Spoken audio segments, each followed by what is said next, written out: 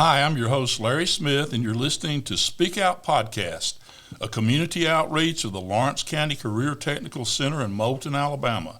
Today, my co-host is Scarlett Boyles, a junior at East Lawrence High School. Scarlett is a career tech student in Mr. Posey's class. Currently, she is the East Lawrence FFA chapter president, and Scarlett also serves as the North Alabama District Centennial. She has competed in livestock judging, discussion meet, and land judging. Her supervised agricultural experience, or SAE, is equine management, where she manages her two horses, Romero and Taffy. Welcome to Speak Out, Scarlett. Hi, Larry. I'm excited to introduce our guests for the podcast, Anna Alvarado and Kadie Redmon. Anna Alvarado is a senior at East Lawrence High School and is the vice president of her FFA chapter. Anna has been in the FFA for 4 years and a chapter officer for 2 years. Anna has attended the National FFA Convention in Indianapolis, Indiana, and competed in the floriculture CDE at the state level. While being in the FFA, Anna has been the drum major for the band and plays flute and piccolo. Anna will be attending Jacksonville State University, majoring in special education starting in the fall of 2022. Kadie Redmon. Kadie Redmon is a senior at East Lawrence High School, where she participates in the National FFA organization. Throughout the 4 years of being in the FFA, she has held many roles and been recognized with honors. In 2019, Kadie competed at the national level, representing Alabama in the FFA Creed contest. She is currently the student advisor for her school's chapter. In her free time, she participates in the LEAPS program, which is the county-wide theater program. Kadie will be attending UNA, majoring in biology with a concentration in pre-med starting August 2022. Well, welcome to Speak Out Podcast, you two. We have questions that we want to ask when we talk to y'all this morning, and the first one is, what does FFA stand for? It stands for Future Farmers of America, but that is very misleading. FFA is not only for students going into the agriculture careers, but an organization for everyone. Yeah, I definitely think it's misleading. You'll see a lot of times that if you ask someone what they think FFA is, they definitely think it all has to do with agriculture. In reality, that's not it. It's more about leadership, more about making connections and developing your own personal skills. Okay. Why did you join FFA? Freshman year, I was deciding on if I wanted to continue to keep going with it, and I made so many memories going into sophomore year with FFA that I was like, okay, this is something I want to continue to do throughout my high school career. So I've decided to keep doing those and keep making those memories and friendships that I've had. My personal experience was it kind of got me out of my comfort zone. My advisor got me into public speaking, something that I never thought I would ever going to do, and it kind of just got me out there, and the more I did it, the more I enjoyed it, the more memories I made, and it was just kind of hard to leave. Well, one thing I didn't mention earlier is that we are live in front of a studio audience this morning, and welcome to Speak Out Podcast, y'all. We're glad to have y'all here with us today, and I think it's good to have other people listening in live, y'all. Yeah. Well, Anna, tell us about the officer position that you hold and how has it affected you? So currently I hold the vice president position. Once again, I'm drum major, so it helps out with making sure I have everything planned out. Especially, again, when Scarlett's not there, I have to take over and be sure that I have everything I need in check before any meetings or any events that we do. Kadie, what about you? So I currently hold the position of student advisor. I've been in FA for a while now. I've done multiple different things, and so it kind of puts me up to where any of the officers or any of the members can come to me if they need advice or really on anything. If they need help with a speech, if they need help with preparing for an interview, they can come to me, and I try my best to help them out. How do you learn to hold your officer positions? Do you have is there like a manual or something that you guys learn from, or? Well, there is a book that we learn a lot of stuff from, but I think just for us personally, we kind of try out different things to help us with our positions, and we try to figure out, okay, is this good to be, vice president or student advisor, or is this good? And we kind of rule those things out. I definitely watched the officers that came before us. We had a bunch of great officers my freshman year. We had Grace and Garrett, and they really made an impact on me and made me even want to stay. And so I kind of looked at them and saw the way that they led, and I wanted to be like them, and that kind of set my standard. Well, how often do you have new officers? It kind of depends, I guess, every year. I know, We elect every year.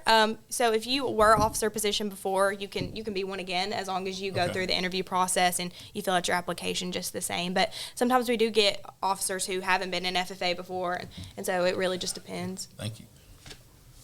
What does FFA do to prepare students for careers? we have career development events, leadership development events, and how to approach the public. Yeah.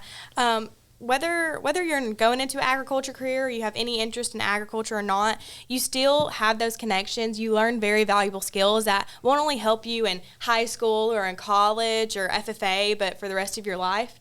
And it really does prepare us, and I feel like I feel more prepared going into college.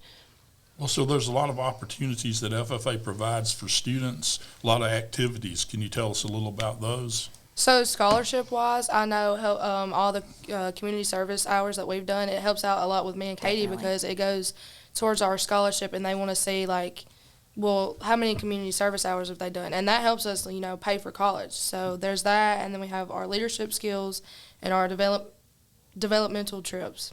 Yeah. Well, what are the developmental trips? So we kind of take different ones during June at state convention. So we go with our state FFA members in Auburn and Montgomery, and we just kind of join with them. And then during normally late October, we go to Indianapolis, Indiana, and that's for the National FFA Convention. And so FFA members from around the nation, Puerto Rico, Hawaii, Alaska, all them included, we all meet up in Indianapolis and really make connections. Cool. With all the memories that have been made through FFA, which has been your favorite? Mine personally, I was competing at state and I was on stage for placing. And when I heard them call out second place and realizing I had won first and hearing all the ones that were there at state convention yell for me and knowing I'd won and then walking off the stage and Posey giving me the biggest high five I'd have to say that's my favorite. Probably national convention. I've made a lot of friends from different states that I never thought that I would be able to meet. So I would probably say that national convention is my favorite memory of FFA because I'm still friends with those people today. And I went 2 years ago, and we're still going strong. And like Kadie said, Mr. Posey has a big part of that, and he puts us out, so that just kind of helps out with that too. So I have a lot of memories, but national convention would be mine. Well, what connections have you made in the community through FFA? So we've made a bunch of different ones. For example, the Cattlemen, we help with their steak sandwich sale. We have 4-H, Miss Marcia Terry, she's amazing. She comes and talks to our ninth graders. We have farmers in general in our community. Live South, we do blood drives through them. And then the Young Farmer Association, we do work with them a lot as well. Okay.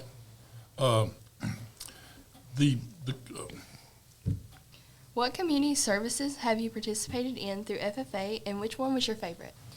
We've done Christmas on the Square, the steak sandwich sales, our blood drives. We've worked with our LCDC. We've worked with the nursing home, Senior Citizen Center, and our Strawberry and Fall Festival.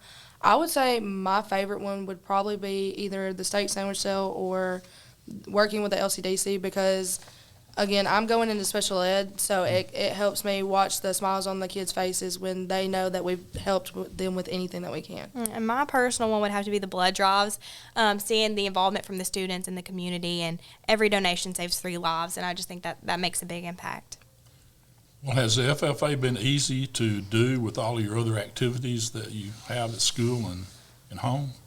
I wouldn't say easy. I would say it's manageable. Yeah, and working with band, like doing band and FFA, my band director and Mr. Posey both have a connection where they can talk and be like, okay, Anna needs to do this or Anna needs to do that.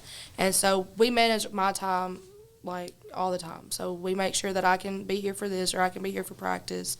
So they have a good communication skill. So I think for me it would be manageable. Yeah, I might as well.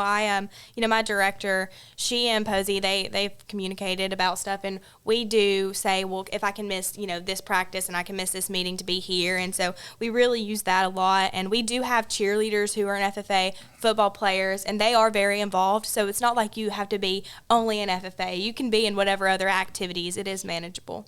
Well, does everyone have a project of some kind, every student, or how do you? Well, we start out ninth graders. Every one of them are going to have an SAE.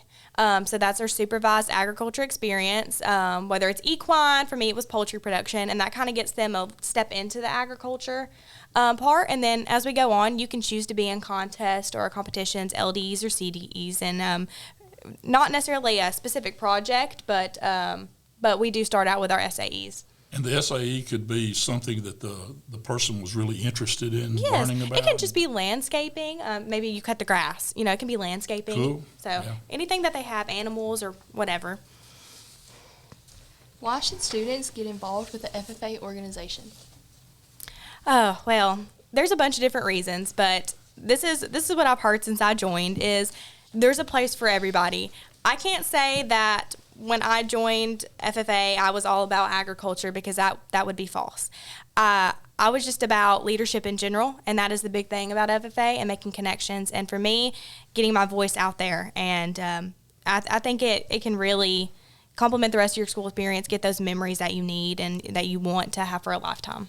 We keep saying memories, but a lot of people don't realize, like, FFA, you are so close with all your members or your officers, and you make those lifetime memories. So I would say that if you want to make new friends or make new memories that are going to last a lifetime, I would say that was probably one of the reasons you could join FFA. Well, how does the participation in FFA complement the rest of your school experience? I would say it kind of develops new relationships. I'll say that when me and Anna started high school, we weren't in the necessarily same social group, and you create those friendships, those memories, like we've been saying, and from there it just kind of blossoms, and you're friends with people you never thought you'd be friends with, and you go on trips with people you never thought you would, and it really does make it a more enjoyable experience. High school is hard, so it does kind of easing it up on you. It gets you out of your comfort zone a lot.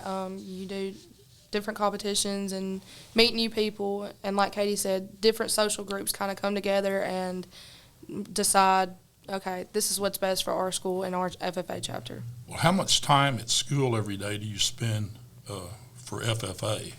It really depends on how many class periods you have. So I have first period, and then I'm a student aide seventh period, so I normally am doing FFA activities during that. So for me, it's about maybe an hour and 15 minutes a day. I do go home and I work on speeches and stuff like that, and sometimes we'll have meetings. But it really does depend on what class periods you have it in, because you can have it for one class period only. Okay.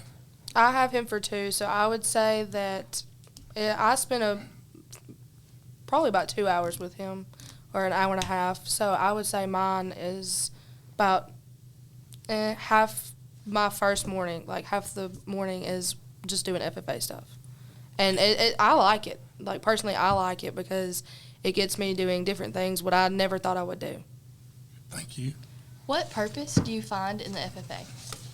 For me, it was my voice. I before was very shy. You wouldn't believe that now. I was very shy, and Posey kind of threw me out there out of my comfort zone and was like, I want you to do this. And I was like, no, but he got me to do it anyway. And it not only helped me with public speaking. I mean, I was never involved in it before, so it got me out there in contests, but it helps me in my everyday life to know I have a voice that I can speak up, and a lot of teenagers don't realize that they have that. And so to be able to use my voice, like I said, not only through FFA, but in life, it really has made me find my purpose. I would say for me that it gets me out of my comfort zone. I never thought that I would be meeting new people. Like Kadie said, finding a voice. I never thought I would be able to do that. I never thought, I would meet so many amazing people that I could go talk to and not be so shy and not want to say anything to them. So, again, finding the voice and just those friendships and memories. And it's made a positive impact on your life that'll follow you when you leave East Lawrence High School. Definitely. Yes. I think it has a lifelong impact for sure. Well, that is awesome, and that's a wrap for today, y'all. Thank you for being on Speak Out Podcast. And before we go, though, let's bring on our sponsor, Mr. Posey, for a word to our listeners.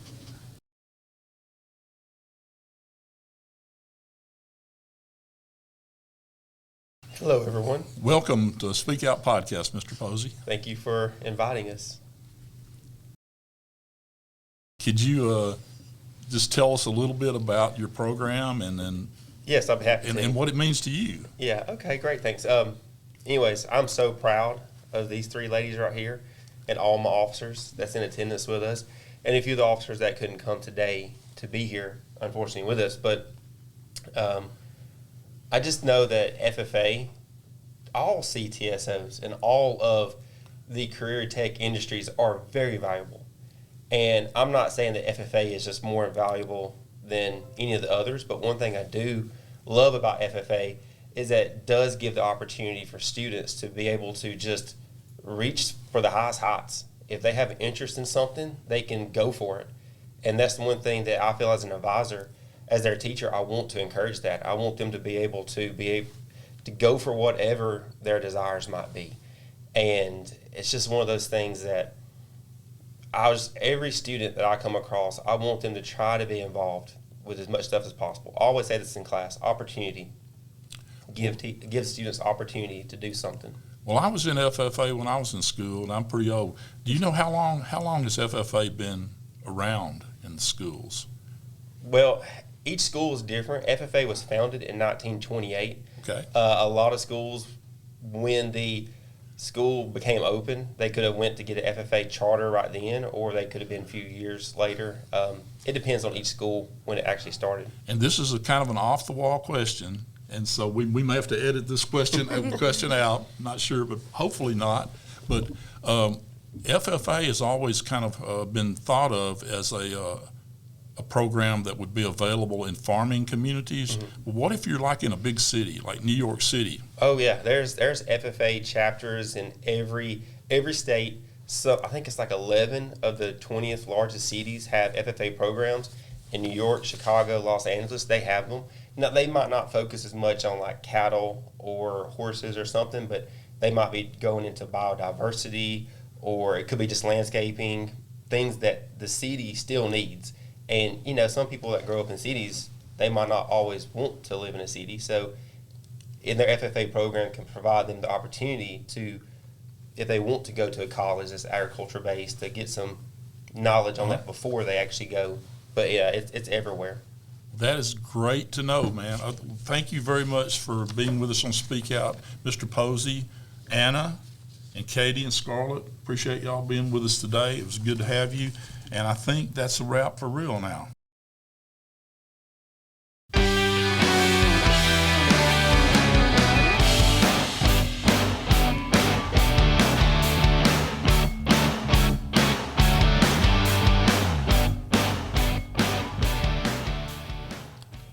You have been listening to Speak Out Podcast, a community outreach of the Lawrence County Career Technical Center in Moulton, Alabama. I'm your host, Larry Smith, and I'd like to thank my co-host, Scarlett Boyles, and our guest for today, Anna Alvarado and Kadie Redmon. Please check out our podcast on the Lawrence County Career Technical School website, and we hope you'll join us for future episodes.